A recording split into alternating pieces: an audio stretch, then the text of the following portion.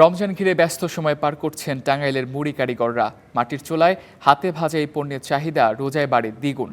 এবারে প্রায় 2.5 কোটি টাকার মুড়ি বিক্রির আশা করছেন জেলার ব্যবসায়ীরা।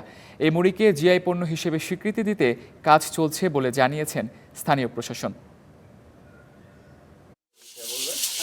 শত বছরের ঐতিহ্যবাহী মুড়ি শিল্পের জন্য পরিচিত টাঙ্গাইলের কালিহাতী উপজেলা। প্রায় 200 পরিবারের বেশিরভাগ নারী সরাসরি জড়িত এ পেশায়। দিনে 1 থেকে 1.5 মণ মুড়ি ভাজেন একজন নারী। বর্তমানে প্রতি কেজি পাইকারিতে বিক্রি হচ্ছে 120 থেকে 130 টাকায়, আর খুচরা 140 থেকে 150 টাকা কেজি। কারিগররা বলছেন, স্বল্প সুদে ঋণ সুবিধা পেলে উৎপাদন আরও বাড়ানো সম্ভব। এতে স্থানীয় অর্থনীতিতে বড় ভূমিকা রাখার পাশাপাশি সৃষ্টি হবে নতুন কর্মসংস্থান।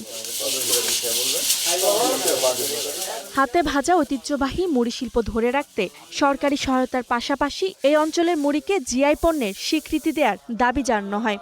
প্রতিদিন 1 মণ করে মুড়ি ভাজে, যেটা বাজার মূল্য 1 মণ মুড়ির দাম 4000 টাকা।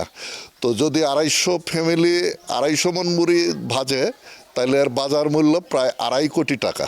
আমরা চাচ্ছি এই পণ্যটি একটা স্বীকৃতি, যে পণ্য হিসেবে স্বীকৃতি পাক। সরকারি কিছু কিছু ক্ষুদ্র ঋণ আছে, সেটাও যদি এই দেখে এই লোকগুলো দিত, তাহলে হয়তো কিছু ইন্টারেস্ট মাধ্যমে দেওয়া গেলে হয়তো এগুলা বিলুপ্ত হতো না।